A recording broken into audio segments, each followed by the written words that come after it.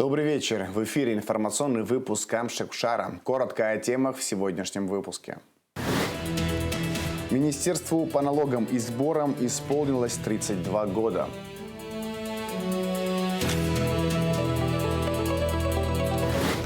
Уполномоченный по правам человека Анна Скишмаря представила парламенту ежегодный доклад.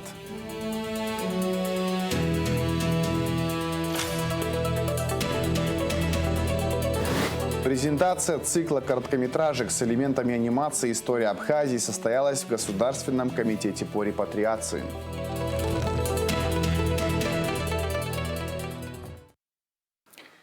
Плановые командно-штабные учения начались в Вооруженных силах Абхазии. Цель – совершенствование практических навыков органов управления и сил в решении задач, проверка готовности органов военного управления руководить силами в условиях быстро меняющейся обстановки, отработка слаженности войск. Как сообщили в Минобороны, особое внимание уделяется опыту современных вооруженных конфликтов, внедрению новых способов действий, разведки с применением БПЛА и РЭБ. Учения пройдут одновременно на всех полигонах страны, незнакомых участках местности и акватории Черного моря. В них задействованы оперативный состав Минобороны и Генштаба Вооруженных сил Абхазии, межведомственная группировка войск, штаб теробороны, воинские части ВС Абхазии и России, резервные формирования, а также представители Генштаба Вооруженных сил России. Опора в решении вопросов финансовой стабильности государства. Министерству по налогам и сборам 32 года. 14 апреля 1994 года председателем Верховного Совета Владиславом Марзенбо было подписано постановление о создании Государственной налоговой службы. О работе ведомства и достижениях в материале Миланы Агрба. Утро в ведомстве начинается как обычно, хотя в воздухе витает праздничное настроение. Государственная налоговая служба Абхазии была создана 32 года назад. Поздравить сотрудников центрального аппарата МНС со знаменательной датой пришел вице-премьер Джансух Нанба. Особо отличившимся были присвоены классные чины и вручены грамоты. Наградить грамотой Министерства по налогам и сборам Мату Радху Витальевну.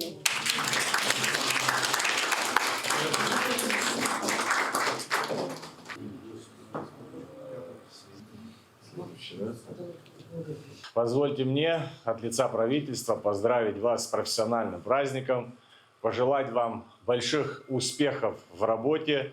Дай Бог, чтобы в вашем трудовом опыте всегда было уверенное движение вперед.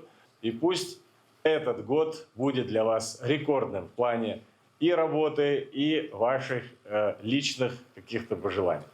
А дальше рабочий день, ведь на плечах сотрудников МНС ответственная миссия – финансовая стабильность государства.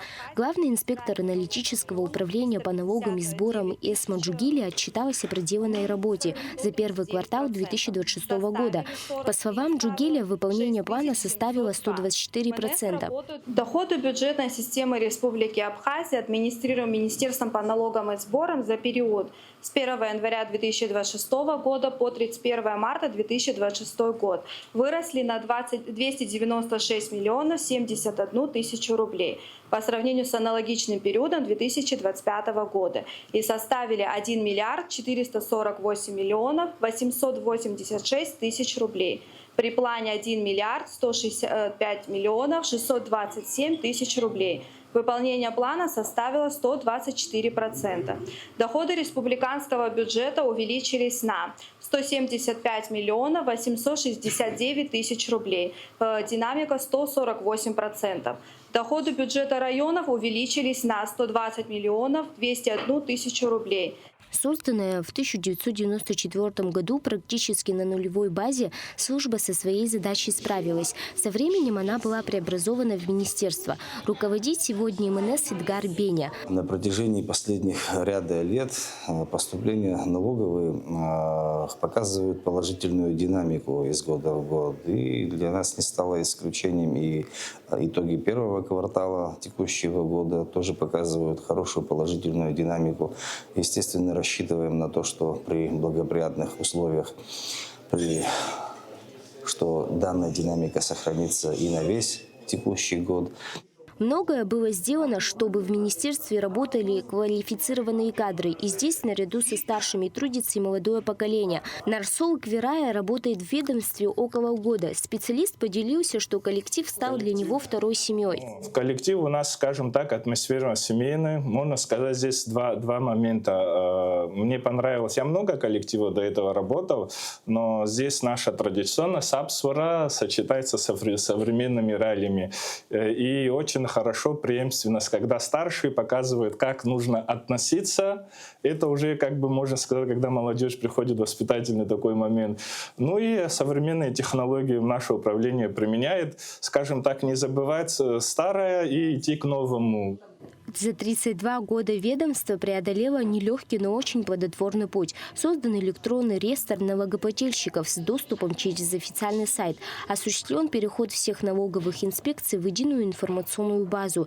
Введен в действие электронный сервис модуль контрольных мероприятий, который позволяет прозрачно вести полный учет всех проверок. Производится автоматизированная выдача справок об отсутствии задолженностей по налогам. В общем, из года в год МНС Абхазии предпринимает шаги для модернизации механизма налогового администрирования, создавая комфортное взаимодействие между налоговым органом и налогоплательщиками.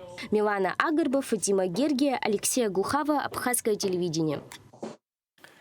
Бадра Гунба поздравил работников налоговых органов с профессиональным праздником. Глава государства поблагодарил их за добросовестный труд, преданность делу и высокий уровень профессионализма и подчеркнул, что Министерство по налогам и сборам и его районные подразделения играют ключевую роль, обеспечивая стабильное пополнение бюджета. Сегодня особенно важно отметить положительную динамику в деятельности налоговых органов. Повышается эффективность работы, внедряются современные подходы и технические инновации, которые делают систему более прозрачной, удобной и результативной, говорится в тексте. Скрытая статистика домашнего насилия, системные сбои в кадастровой палате и сотни обращений граждан. Уполномоченный по правам человека Анас Кишмария представила парламенту ежегодный доклад. Почему реальные цифры по семейной агрессии в разы выше официальных? В центре внимания необходимость нового закона о домашнем насилии и защита прав одиноких пожилых людей. Каким выдался 2025 для Института защиты прав человека и какие вызовы стоят перед аппаратом сегодня? Подробности в материале Гугуцы Вардания. Более 100 человек обратились за защитой своих прав к омбудсмену в 2025 году. Всего в аппарат поступило 90 обращений, большинство из которых в устной форме. Помимо граждан Абхазии и России, за помощью обращались выходцы из Конго, Египта, Канады, Украины, Туркменистана, Сирии, Грузии и ряда других стран. Однако в аппарате уполномоченного отмечают важную деталь. Значительная часть жалоб не относится к компетенции омбудсмена или оформлена с нарушениями закона. Это говорит о необходимости повышения правовой грамотности населения, подчеркнула омбудсмен Анас Кишмария. Отдельная статья – это анонимные или конфиденциальные обращения, или обращения, в которых заявители настаивают на неразглашении персональных данных. В подобных случаях я лично, а также сотрудники аппарата нашего института строго соблюдаем условия, озвученные заявителем, и сохраняем в тайне данную информацию, что действительно осложняет нашу работу в оказании необходимой помощи и поддержки. Но мы вынуждены работать в таких условиях. Это отдельная большая тема, почему многие люди опасаются за свою безопасность в, казалось бы, со стороны ясных обстоятельствах. Представляя отчет в парламенте, Анас Кишмария рассказала о пугающих цифрах. Официально зафиксировано 370 случаев домашнего насилия, но правозащитники сообщают о более чем 1000 жертв. Проблема скрыта, а защиты в законе нет. Чтобы исправить это, омбудсмен направила депутатам пакет поправок. Предлагается официально закрепить понятие семейно-бытовых отношений в уголовном и административном кодексах. Апрельская трагедия в Гулрыбше отрезвила общество, долгое время закрывавшее глаза на насилие в семьях. Представляя отчет в парламенте, Анас Кишмария подчеркнула, одних лишь правок в кодексы уже недостаточно. Омбудсмен призвала депутатов начать работу над фундаментальным законом о семейно-бытовых отношениях. Мы со своей стороны готовы принять активное участие и объяснить, и для чего нам нужно не отдельные поправки, как полумеры, которые мы раньше обсуждали, а для чего нам нужно именно закон, который бы разрешил все те сложности, с которыми мы реально сталкиваемся в работе, что называется, на земле. По результатам проведения процессуальной проверки возбуждено уголовное дело. Тетя погибшей малолетней девочки находится под стражей. В ближайшее время будет решаться вопрос о привлечении ее в качестве обвиняемой. Об этом на заседании сессии парламента сообщил первый заместитель генпрокурора Дамир Квициния. Сегодня есть необходимые рычаги для того, чтобы, возвращаясь к этому конкретному эпизоду, для того, чтобы в достаточной мере применить все меры уголовного характера, и соответствующие статьи Уголовного кодекса имеются, и мягкими по виду наказания их тоже не назовешь. По результатам расследования наверняка будет дана оценка деятельности органов социальной опеки, которые, как предварительно какая-то была информация о том, что они осведомлены об этой ситуации, но мы это тоже установим. Деятельность кадастровой палаты в 2025 году столкнулась с серьезными вызовами, отметила омбудсмен Анна Скишмария. Ведомство стало объектом многочисленных обращений граждан. Из-за затянутых сроков регистрации прав собственники испытывают трудности при оформлении сделок с недвижимостью. Ситуация осложняется недостаточной координацией с БТИ, что приводит к дублированию функций и техническим ошибкам в документах. По мнению Кишмария, ключевой проблемой стал кадровый вопрос. В октябре прошлого года Черноморэнерго опубликовала договор публичной оферты на поставку электричества для бытовых нужд. Положения данного документа, по словам омбудсмена, нарушают права потребителей. Данный договор нарушает принципы гражданского законодательства, противоречит и общим его предложениям о договоре, и специальным приложением об электроснабжении. Более того, положение договора оферты РУП Черноморэнерго, по нашему мнению, нарушает права потребителей, ограничивают их право на доступ к правосудию, навязывают им обременительные условия и ставят их в заведомо невыгодное положение, лишают абонентов права, обычно предоставляемых по договорам такого вида, исключает или ограничивает ответственность РУП за перебои в поставке электроэнергии, за несоответствующие стандартам качества поставляемой электроэнергии, а также за причиняемый в связи с этим вред имуществу потребителей. Не являясь достаточным для защиты прав потребителей и факт того, что данный договор предусматривает возможность направить в адрес РУП Черноморэнерго предложение об изменении тех положений договора, с которыми абоненты не согласны. Так как в случае, если в ходе переговоров между РУП Черноморэнерго не будет достигнуто согласия о новых положениях договора, абонент будет вынужден либо согласиться на изначальные условия договора, либо отключиться от электросетей. По сути, данный договор ставит абонента перед выбором: согласиться на предложенные невыгодные и обременительные условия или отказаться от электричества. В рамках доклада Анна Скишмария рассказала об участии в различных международных конференциях и форумах за пределами республики, посвященных защите прав человека, и заседании Евразийского альянса омбудсменов. Кроме того, уполномоченный по правам человека поделилась планом работы аппарата на 2026 год. В планах омбудсмена масштабные проверки от психиатрических больниц до домов престарелых. Анна Скишмария отметила критический дефицит мест для одиноких пожилых людей. Отдельная проблема – правовой тупик граждан Украины в Абхазии. Из-за ограничений на выезд через Россию их документы истекают, а путь через КПП Ингур грозит им уголовным преследованием в Грузии. Также аппарат уполномоченного берет под контроль трудовую миграцию. Из-за нехватки оборудования на границе и халатности нанимателей многие рабочие не проходят медосмотр. Омбудсмен предупредила, бесконтрольный приток мигрантов создает серьезные санитарные риски для всей республики. Гугу Цавардания, Раму Камке, Абхазское телевидение. Состав молодежного парламента Абхазии увеличен с 17 до 19 человек. Соответствующее решение было принято на заседании сессии парламента. Как пояснил депутат Инар Сацба, необходимость корректировки состава возникла из-за высокой активности молодежи в столице. Прием документов от соискателей завершился 31 января. Всего на рассмотрение комиссии поступило более чем 60 заявок от граждан Абхазии в возрасте от 18 до 30 лет, имеющих достижения в науке, культуре, спорте, образовании или молодежной политике. По словам Инара Сацба, в настоящее время профильная комиссия изучает анкеты кандидатов. В течение ближайших 2 недель планируется провести очные собеседования с претендентами, по итогам которых будет сформирован окончательный состав молодежного парламента. Генпрокурор Абхазии направил в парламент представление о даче согласия на лишение неприкосновенности и привлечение к ответственности по делу об угрозе убийством или причинением тяжкого вреда здоровью депутата Кана Кварча.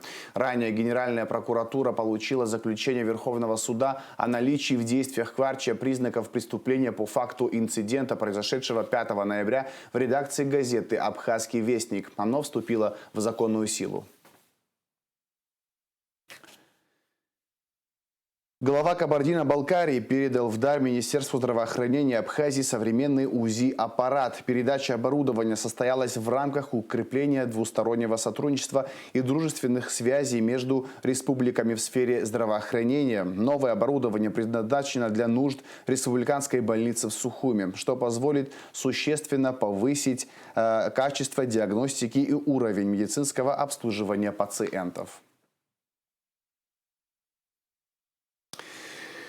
На ЖД-платформе ГУМа завершены работы по подготовке к приему электропоезда «Диаскурия». Как известно, в этом курортном сезоне маршрут поезда продлен до данной станции. Инфраструктура платформы готова к приему пассажиров электропоезда. Также специалисты РЖД совместно с сотрудниками АЖД восстановили контактную сеть и провели необходимый ремонт путей. Все работы проведены за счет средств АЖД. После утверждения графика «Диаскурия» будет курсировать до станции ГУМа ежедневно. ГУМа платформа находится в центре города. Здесь в шаговой доступности находятся такие туристические объекты, как обезьяний питомник, ботанический сад, набережная, театры, ну и много других. То есть отсюда как бы все доступно, скажем, любому гостю, туристу.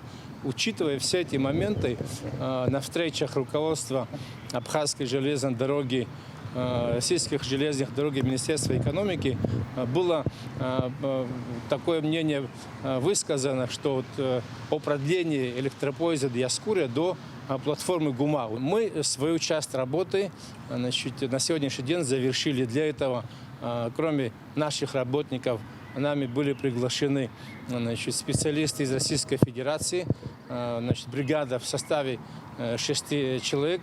10 дней работы проводили, при этом восстановили контактную сеть на протяжении 1500 метров. Кроме этого, нами были проведены работы на путях на самих, потому что наличие пассажирского движения подразумевает повышенные требования к состоянию железнодорожного пути. 2 электропоезда у нас курсируют ежедневно Емеретинский курорт до станции Сухум, и оба эти электропоезда ежедневно будут сюда прибывать. Да, на сегодняшний день такой график. Если будут какие-то дополнительные поезда, я имею в виду по электропоездам, также будут прибывать до платформы ГУМа. Добровольцы. Абхазия СВО. Связь времен и поколений. Так называется акция, которую запустил благотворительный фонд «Помним», в рамках которого представители фонда посетили в Карачаево-Черкесии добровольца, участника 2 войн Мурата Жирова. От имени президента Бадры Гунба ему преподнесли денежное вознаграждение. Эсма Джикирба расскажет подробности. Представители благотворительного фонда «Помним» Леонид Лакербай и Ляля Чамагуа побывали в Карачаево-Черкесии, чтобы оказать внимание добровольцам, участникам Отечественной войны народа Абхазии и СВО. С учетом того, что Генеральная ассамблея ООН объявила 2026 Международным годом добровольцев, данную акцию решили начать в этом году. В интервью местному телевидению Леонид Лакербай подчеркнул, что в Абхазии добровольцы пользуются особым уважением. Мы хотим показать, что доброволец – это состояние души человека, это духа. И во многом благодаря тем добровольцам, которые пришли на помощь к нам сегодня, это движение живо. И наш долг, насколько можно оказывать внимание тем, кто сегодня уже, к сожалению, уходит из жизни, информировать молодое поколение. чем мы обязаны тем, кто пришел в тяжелую минуту к нам на помощь. По предварительным данным, по Северному Кавказу более 30 ветеранов Отечественной войны народа Абхазии сейчас принимают участие в специальной военной операции. Леонид Лакербай отметил, что есть взаимосвязь между теми добровольцами, которые воевали в Абхазии, и участниками СВО. Данную акцию так и назвали «Добровольцы Абхазии СВО. Связь времен и поколений». Главная цель – оказать внимание воинам и донести информацию о них подрастающему поколению. Если бы не было добровольческого движения в Абхазии, не было бы такого потока абхазских добровольцев молодых на СВО. К сожалению, погибло очень много ребят, но тем не менее это факт. Есть добровольцы, которые у нас воевали добровольцами и которые на СВО. И я думаю, это уникальное явление. Далеко не все в современном мире это имеют. С каждой республики по одному человеку, который и у нас в свое время, будучи молодым совершенно, отличился и помогал нам. И абхазы благодарны за это. И сейчас на СВО воюет. Вот Мурат – воплощение всего того хорошего, что только может быть. Нашу поездку сегодняшнюю профинансировал президент Республики Абхазия Бадра Гунба. И мы имеем задание от него, значит, материальную помощь оказать Мурату Жирову, человеку, который восстанавливается после ранения на СВО. Мурат Жиров 20-летним парнем воевал в Абхазии. Сейчас дважды участник СВО. В последний свой выезд на фронт он получил тяжелое ранение и долгое время находился на лечении в госпитале в Санкт-Петербурге. В Центральном парке Черкесска гостей встретили добровольцы и по традиции возложили цветы к памятнику, отдавшим своей жизни за свободу и независимость Абхазии. Затем отправились в аул Староковинск. Для гостей, участников мероприятия, организовали небольшую экскурсию по знаковым местам аула. Затем уже дома у Мурата Жирова продолжилась основная часть мероприятия. Леонид Лакербай от имени абхазского народа поблагодарил мать воина за то, что воспитала достойного защитника Отечества, и передал от имени президента Абхазии Бадры Гунба 100 тысяч рублей. Это очень мне приятно стало, что Бадры Зурабович, как говорится, не забыл, знает, где вот ребята, братья его есть. Такое внимание, я считаю, что не только ко мне он сделал в первую очередь к роду моему, к народу моему, к аулу, в котором я родился, вырос. Огромная ему благодарность. Бадры Зурабовичу, вице-президенту Беслану Владимировичу.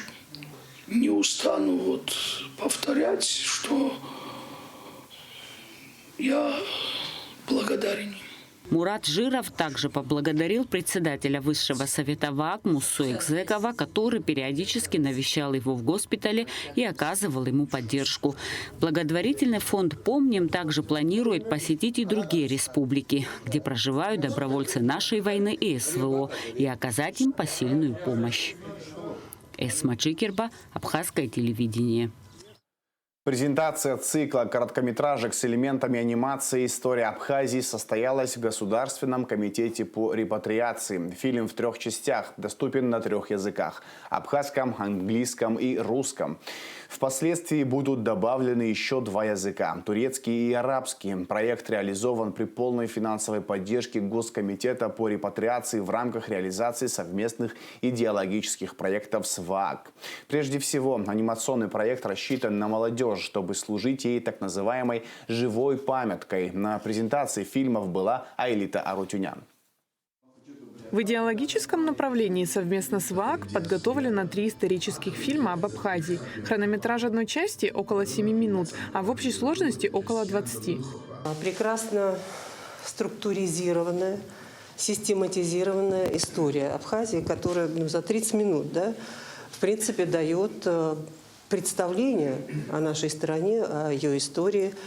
Ну а что касается каких-то спорных моментов, она дает возможность для размышления, для исследования, для дискуссий.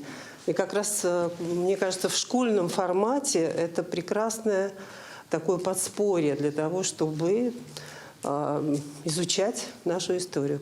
Как отметил зампредседателя Госкомитета по репатриации Астамур Багателия, вместить в общее время всю богатую историю Абхазии было нелегко. Я предполагаю, что это именно тот формат, который несет самый большой, оптимальный и большой эффект. Для диаспоры, наверное, для юного и молодого поколения, для ознакомления со своей исторической родиной. Мы надеемся, что данный проект вызовет у них интерес для дальнейшего изучения. Эти фильмы будут направлены в федерации, в организации. Например, в Турцию это Федерацию абхазских культурных центров, также в Иорданию, в Диван-Абаза, в Черкесскую ассоциацию в Ливане, в Сирийско-Арабскую республику, в Адыга-Хас, и также, как вам известно, посольство будет распространять работу, производить по распространению данных роликов, данных фильмов. Короткометражный фильм с элементами анимации подготовлен на 3 языках – абхазском, английском и русском. Впоследствии будут добавлены еще 2 языка – турецкий и арабский. История самого создания фильма заняла 7-8 лет. Автор и режиссер проекта Даут Логуа рассказал, что идея зародилась после просмотра проекта «Рим за 20 минут» на YouTube-канале «Арзамас». Проект кочевал, так скажем, от войска спонсоров до каких-то пауз. Потом мы связались с ребятами с ВАКа, и оказалось, что у них была похожая идея. Они тоже давно пытались адаптировать историю Абхазии. И до того, как мы попали, так скажем, на стол к комитету по репатриации, ВАК поддержал идею, и мы сделали небольшой тизер. Нам дали возможность показать пример того, как мы это видим, какие решения будем принимать. Прежде всего, проект рассчитан на молодежь, чтобы служить ей так называемой живой памяткой. Англоязычная версия проекта, по словам представителя ВАК Дмитрия Жиба, была сделана для мировой аудитории, чтобы познакомить ее с Абхазией. Если говорить честно, качественного информационного контента об Абхазии на английском языке в сети катастрофически мало. То есть такую задачу тоже решает этот фильм. На мой взгляд, фильм удался, он получился таким динамичным, насыщенным информацией и, что немаловажно, по-настоящему с красивой картинкой. Важно отметить, что за основу самого сценария фильма был взят академический учебник по истории Абхазии. И, несмотря на это, научную рецензию нам проводил еще один наш друг и товарищ, кандидат исторических наук Джамбул Инжге. Вторая часть фильма, по словам авторов, самая яркая по визуальной части и при этом самая сложная по материалам. Даут Логуа отмечает, что нет практически никаких подтверждений, например, как выглядели сыновья Леона II. Дальнейшие работы, которые вы видите, визуальные, это большой важный инструментарий, это нейросети, которые тоже долгими попытками мы приводили к какому-то варианту, который нам нравится. Потом мы этот вариант согласовывали с ребятами, с Джамбулом Инжге, который давал подтверждение того, что это уместно, что так оно может выглядеть, так могло выглядеть. И во второй части еще хочу отметить работу Анри Гумба. Здесь музыкальная композиция написана специально под вторую часть. И по стилистике, я думаю, те, кто играл в компьютерные стратегии, примерно уловили стиль и звуковые решения, да, и музыка похожа на динамичную такую стратегию компьютерную. Как раз это период истории тоже был такой.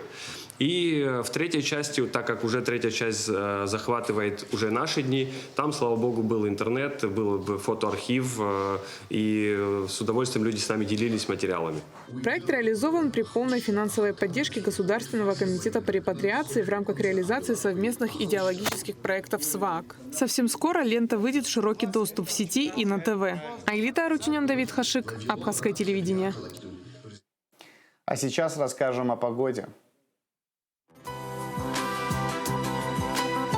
В среду, 15 апреля, в Абхазии не ожидается осадков, возможен туман. Температура воздуха ночью 2,7, днем 12-17 градусов тепла. Температура морской воды плюс 12 градусов.